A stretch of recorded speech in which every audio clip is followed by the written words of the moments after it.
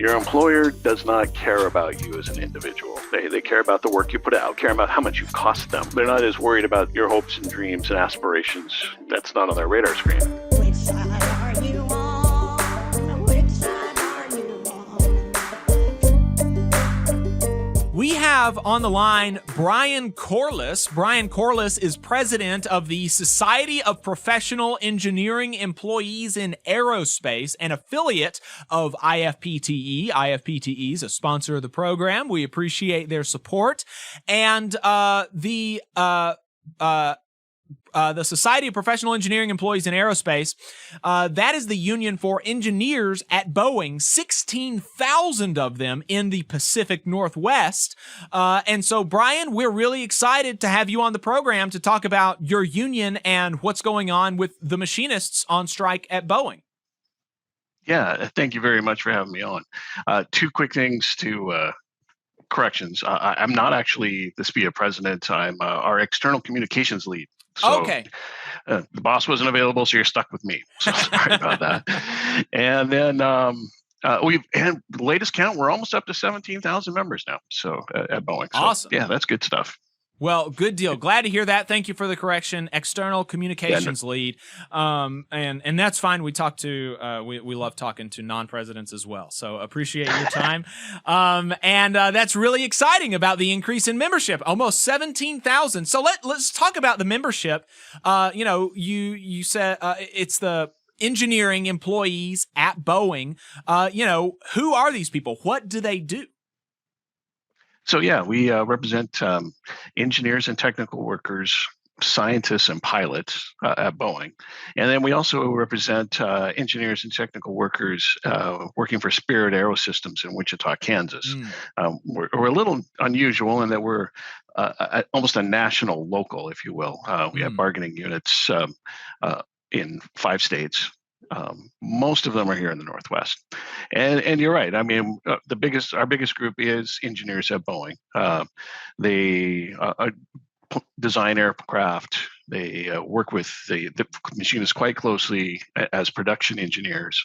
They write some of the instructions that the mechanics use to assemble the planes. They do one of the most important things they do is that they certify that the planes were correctly assembled and are ready for delivery. Because when those planes go out the door, that's when Boeing makes its money. Right. That's exactly right. And we have somebody in the chat. Teresa says, "Hey Brian, SPIA is a great partner with the machinists. Rosie's Machinists 751. Thank you for your solidarity." And we spoke. Yeah, we spoke to a machinist last week. Oh, do what? I know Teresa. We're neighbors out here in the burbs in Seattle. Good deal. Well, glad that some other folks in the Pacific Northwest are tuning in. And we talked to another machinist. We talked to John Voss last week about some of their grievances with Boeing, some of the reasons that they are going on strike. Can you tell us if you have had similar issues with the company among your members? Somewhat. My time with SPIA, I've only been here with them about a year, but I have been following the industry for a while. So back in 2000, in the middle of COVID, Boeing approached SPIA's executive team, the executive board, which is elected officials, full-time workers at Boeing and at Spirit, approached them and said, "Hey, what about a contract extension?" And so our team agreed. They hammered out an extension, and at the time, it looked like a pretty good deal. It locked in some wage increases, which in a period where all the airlines were shutting down, nobody's taking airplanes. The fact that they were able to secure some wage gains at all, get some stability in the labor agreement, it was seen as a win at the time. In our post-COVID world, with high inflation, with labor market shortages, with all the problems Boeing has had getting airplanes out the door, some of our members are now having second thoughts about it. So I don't want to try to predict what our membership's going to want when we go back to the table in 2026, but I'm pretty sure they're going to want wage improvements. Will not be surprised if retirement security is part of the program, and work-life balance. I mean, SPIA engineers are lucky in that they're pretty much the only engineers in the industry that get overtime pay. And most non-represented engineers, employer just works until their brains turn to mush. Our members work a lot of overtime too, but at least they're getting compensated for it. Right. Right, exactly. Yeah, I think that's really important. And the reason that so many engineers don't get overtime pay is because overtime is only legally necessary for certain segments of the workforce, right? And so if you're very highly compensated, or quote unquote highly compensated, if you're compensated above like $35,000 a year or something right now, the Biden administration is increasing that threshold to $55,000 a year over the course of the next couple of years. But if you're compensated higher than that, and if you have some sort of like some amount of discretion, then you can be exempt from overtime. And so a lot of engineers, the companies argue, fall under those exemptions and don't pay overtime. But that doesn't mean that the companies can't. Of course, the companies can still pay overtime. And so that's what y'all have been able to do in your union contract, like you said, unlike most engineers in the industry. So that's a very exciting dynamic. And you mentioned that, your negotiations are coming up in 2026. Of course, in one sense, that's a long way away, but in another sense, 2 years can get here before you know it. But, right now during this strike, your union has committed to supporting the machinists as much as possible. Can you talk about some of the ways that you're doing that? Yeah. And there are a couple of things going on. Some of them are, boots on the ground. We're encouraging our members to, step outside. And I guess I should backtrack and explain. Most of the union contracts at Boeing require the members of those unions to continue working during another union's labor dispute. So, for example, when Boeing locked out its firefighters back in May, our union members, the machinist union members, we all had to keep coming to work. And during the current strike, our members at SPIA are at work at Boeing. And but we're saying to our members, hey, let's get out there, show support. You can take a few minutes during your lunch break, go out there, spend an hour after work if you can. If you've got time on the weekend, going into the Seahawks game, go an hour early, spend some time on the picket line with our machinists, and just show support. Firewood, if you got it, drop off some donuts, but mostly, get out there, be a warm body holding a sign. And the second thing, and this was big news out here locally in Seattle this week, Boeing announced on Wednesday that it was going to furlough all of its non-union and management employees for the duration of the machinist union strike. They were calling this a cash conservation move. And it's true. Boeing is carrying $45 billion in net debt right now. They've had, one management disaster after another for the last 5 years. They haven't turned an actual profit since 2019. So as a cash saving move, they're furloughing the non-union and management employees out here 1 week every month for as long as the strike lasts. And Wednesday night, they emailed a message over to our senior leadership at SPIA and said, hey, we'd like you guys to volunteer to extend these furloughs to your membership. And so our executive board met on Thursday and they duly considered it. And about 20 minutes later, they came back and said, well, no, I don't think we're interested in doing that. Thank you very much. So our guess was, I don't want to try to get into Boeing's head, what they were thinking. But our guess was that they were trying to split us off from the machinists. And our leadership said no. Mm-hmm. Right. And that's interesting because, typically, or in a lot of instances, the best thing that you could do would maybe to not work for a company while another group of its workers are on strike. But in this case, actually, you continuing to do the work that you can do, as long you're not doing machinists work, but doing the work that you can do for the company and making them pay you for it is something that's adding to the pressure that Boeing is feeling from this strike. And so that's a really kind of interesting dynamic. Yeah, for sure. It's kind of unusual, but it's true. And we are making a real point in our communications to members. It's like, hey, if your manager comes to you and says, hey, you can do this, right? Don't volunteer. If they come to you and pound on the table and order you to go something, well, you're gonna have to go do it. But notify your council rep, which is what we call our stewards. Notify your steward right away.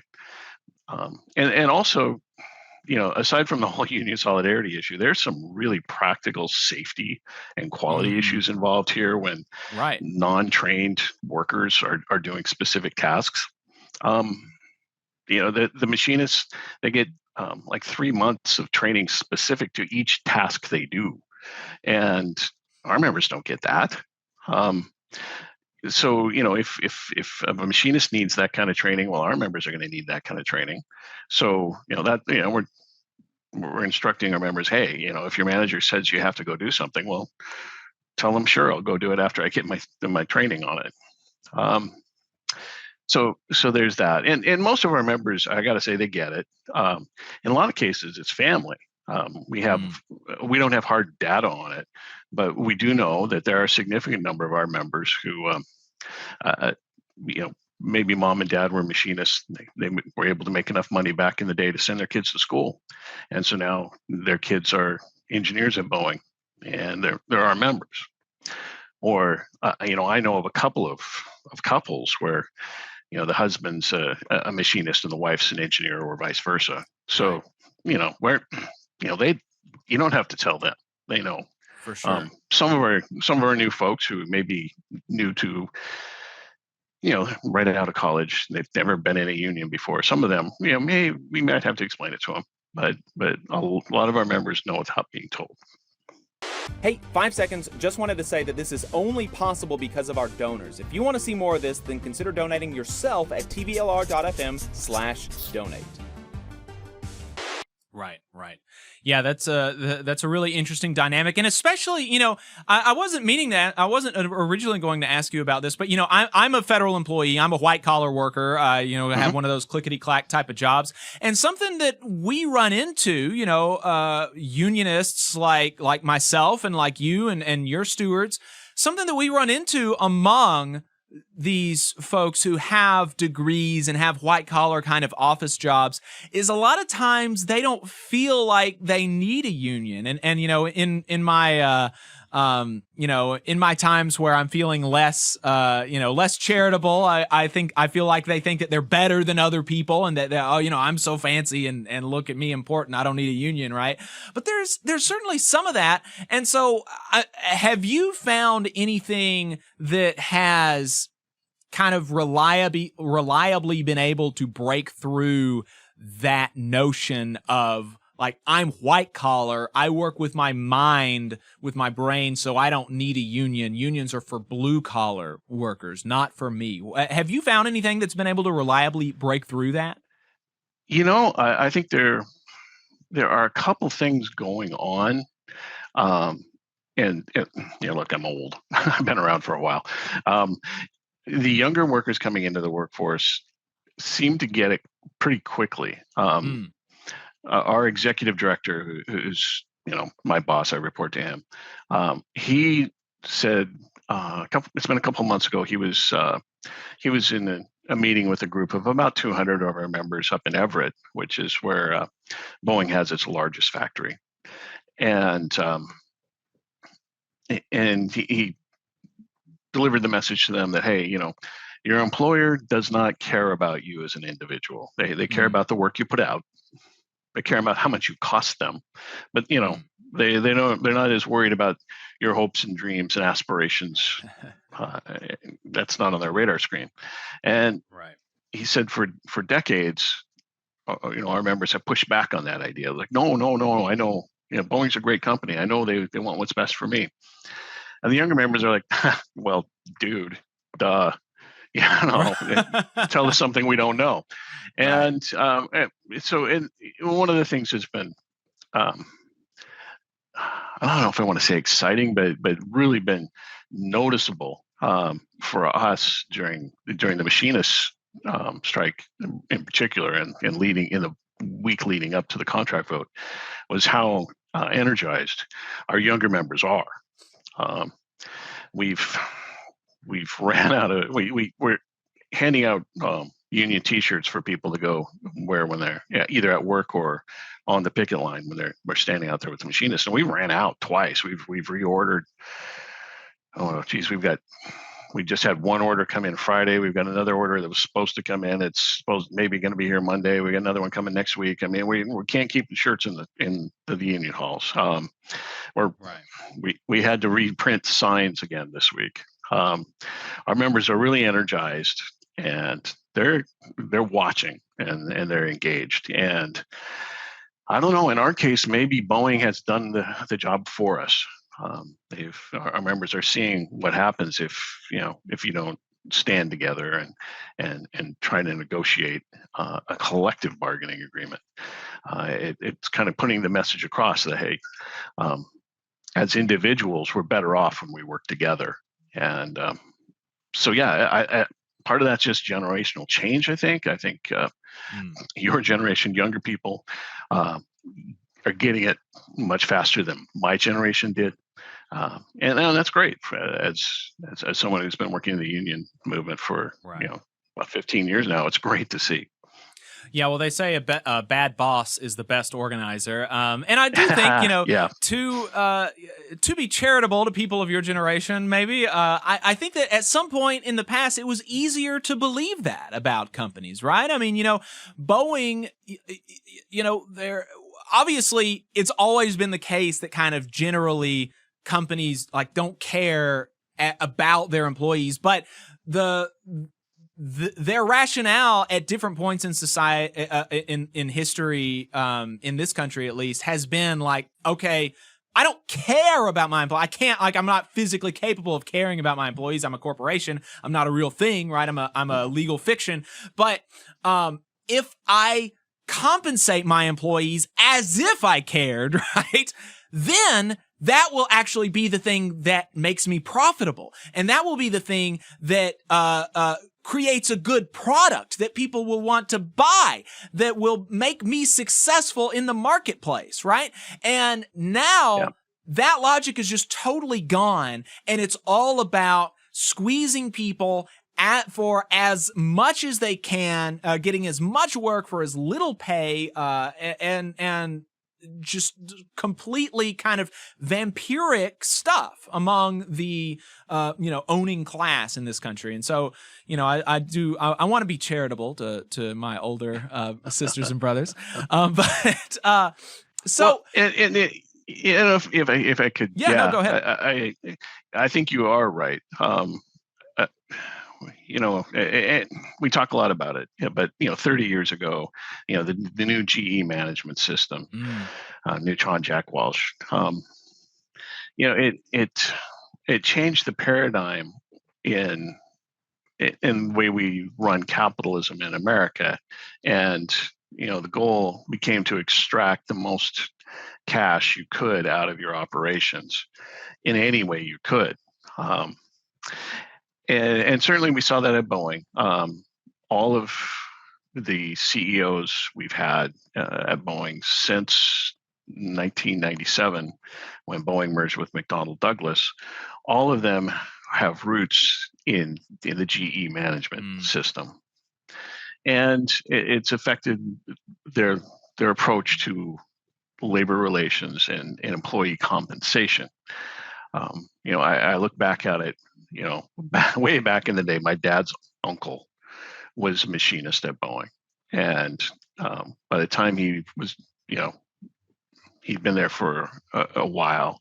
He was able to buy himself, and this will be a reference to that only your Northwest listeners will get, but he was able to buy an acre down south of Seattle at Des Moines, overlooking Puget Sound. It was a gorgeous piece of property. I can't imagine how much it would sell for today, but he was able to make that on a blue collar wage. And even 10, 15 years ago, I used to work at IAM 751 as a communicator, and even back in those days, when our members would hit max pay after 6 years at Boeing, working up the progression ladder, man, that was life changing. You could go out, you could buy a house. You weren't buying a mansion, but you could buy a house. You could know you were going to be able to start a family. You might be able to buy a new car. Maybe you would buy a boat instead, whatever your priority was. It was a ticket to the middle class. And today, Boeing's having a hard time competing for entry-level workers with fast food places.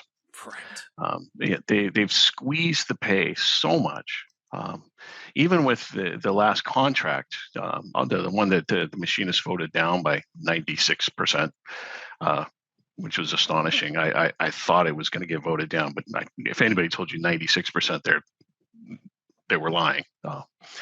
But yeah, even that one was like the bare minimum Boeing needed to do to be competitive in the local labor market. Right. And one of the things that we're seeing is that the younger machinists who are on strike now, they can go get jobs at DoorDash or delivering for Amazon that pay pretty much the same thing that they were making at Boeing. And I saw one help wanted ad for a nationally known submarine sandwich shop, and if you got more than 6 months experience making sandwiches, they will pay you the same wage that a entry-level grade 4 mechanic at Boeing makes. And the grade 4 mechanics are the ones who are actually assembling the aircraft. They're the ones who put the actual airplanes together. So Boeing's just their pay is just not competitive in the local labor market, and they need to raise pay for themselves to be competitive, and that's part of the switch. In the old days, when my dad's uncle, when I was growing up, Boeing was paid above average wages for the region because it wanted to attract the best. It wanted to attract people who actually had skills and didn't need a lot of training.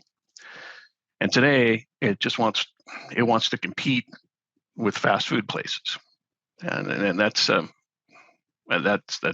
shift in mindset. I'm sure that has nothing to do with any of the problems the company has had in the last 5 years. Right. Yeah, for sure. We really need to get somebody on because this Jack Welch stuff has come up recently, particularly with the Boeing thing. But I've also read a lot about Jack Welch. We need to get a historian on to talk about just how, because a lot of people don't know. I mean, I know Jack Welch. Adam knows Jack Welch, but a lot of people don't know Jack Welch and just how cancerous his influence has been on businesses in America. And probably something like that would have happened anyway, but wow, he was like really bad. Yeah. Really bad. And the irony of it in the Boeing situation is that GE itself has repudiated Jack Welch's GE management system, and Boeing is the only major corporation that still follows it. Right. And GE did it because it was really counterproductive, and it was actually hurting their business in the long run. But Boeing, as Harry Stonecipher, who was kind of one of the notorious early GE CEOs of Boeing, he said, you can make a lot of money going out of business. And he said, I wanted to change the culture because, this is a great engineering firm, but we're in business to make money.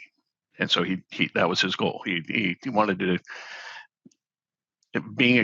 building great airplanes was not his priority. His priority was building shareholder value. And a lot of us would argue that Boeing has followed in that path for the last 20 years. So as we're wrapping up, I want to talk about Spirit Aerosystems, but I have one more question about Boeing. I'm interested in. I'm the president of the Labor Council here in North Alabama, and we have passed a resolution unanimously among our local affiliates, encouraging our local affiliates to, where they can, align contract expirations with May 1st, 2028. That was a call by the UAW that they made after they resolved their stand-up strike. And so I'm wondering if this strike, along with these other kind of things that are happening in the labor movement, has generated any interest or conversation between your union and the machinists and maybe the Teamsters and the firefighters at Boeing about closer collaboration on contract negotiations in the future, like maybe planning to sync up your contracts in the next round of negotiations or something like that. And I know it's hard, and it would be like a difficult thing to do to kind of change because Boeing doesn't want that, obviously, right? I mean, if you line up all of your contracts, that's why the UAW and the Teamsters at UPS, that's one of the reasons that they've been able to be so successful at those companies in maintaining a certain standard, whereas in other industries where we've had, in the paper mill industry, in particular, all of the mills have different contract expirations. And so they haven't been able to launch, nationwide strikes. And so it's been difficult for even union paper mills to kind of fight back against this kind of stuff. And so obviously Boeing doesn't want you to be able to sync up contracts, but I'm wondering, have any of these conversations started yet? And you're absolutely right. The employer has a vote. So for us, if it's a priority for our members, we're a very member-driven union. So if it's a priority for our members, we will negotiate that. The logistics of it will be hard. May 2028. That means we would have to ratify basically an 18-month contract and then turn around and negotiate again. So we would just have to see what the appetite for that, are the members on board. And it'll be the same for the machinists. Right now they're trying to get a fair contract, and syncing up with us. I don't think that's their priority, and maybe it shouldn't be. They've got to look out for their members, and we get that, and we understand that. So yeah, I think it's an incredibly worthy goal. It would give us all so much more leverage. But just in the specific situation of our unions at Boeing, 2028 isn't a reasonable goal. Yeah, no, so we would have to look farther out. Yeah, and I think that makes sense. Some unions in Minnesota, for example, they have been doing this. They started a campaign to, like 10 or 15 years ago, to begin syncing up contracts, among like the service employees, the teachers, there was like 10 or 15 different unions that represented some like 60,000 people within Minneapolis, I think. And they, over a period of 10 years, like 2 to 3 contract cycles, they gradually got closer and closer together. And now all the contracts between all these different unions are like within 3 months of each other, I think 3 to 6 months.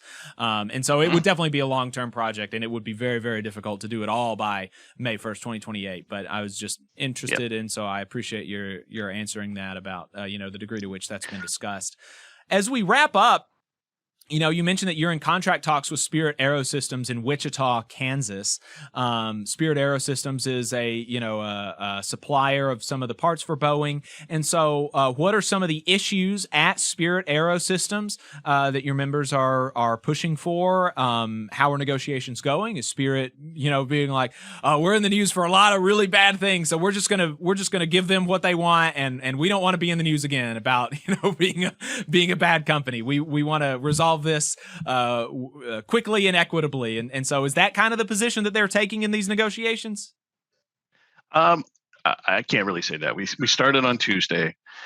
We've met a couple of times. It's still very early. We've shared some proposals, some high level, 30,000 feet. We're in aerospace. We talk about the 30,000 foot view a lot. So we provided some preliminary proposals, mostly around benefits from what the folks at the table are telling me. So we've got until November, realistically, to work out a deal with them. Our contract expires in December 1st. And just for background, we have 2 bargaining units in Wichita at Spirit, one for the engineers, one for the technical workers. And the contract that's up in December is for about 1,000 engineers. And so we're negotiating for them. We aren't interested in any concessions. Not in this marketplace, not in this environment. And the fact that Boeing is negotiating to buy Spirit does kind of complicate things. It's unusual. But Boeing's purchase would not close until summer of 2025, most likely, maybe sometime in the second quarter. And so for the foreseeable, between now and then, we're negotiating with Spirit, and we're going to make a good faith effort to come to an agreement that rewards our members for the work they do. And whoever our employer ends up being long term, they're going to need a collective bargaining agreement that offers engineers incentives to come to Wichita and stay in Wichita, put down roots, build long-term stable careers, and really build their skills. And we want to make sure that our employer has the tools it will need to create a top-tier aerospace engineering workforce. And so that's our goal. All right. Brian Corliss, External Communications Lead for the Society of Professional Engineering Employees in Aerospace, SPIA, and IFPTE local. Brian, really appreciate your time. Thank you. Yeah, you bet. No nerds, no birds. That's right. No nerds, no birds. I like that. I should have mentioned that at the top. That's a good motto or slogan.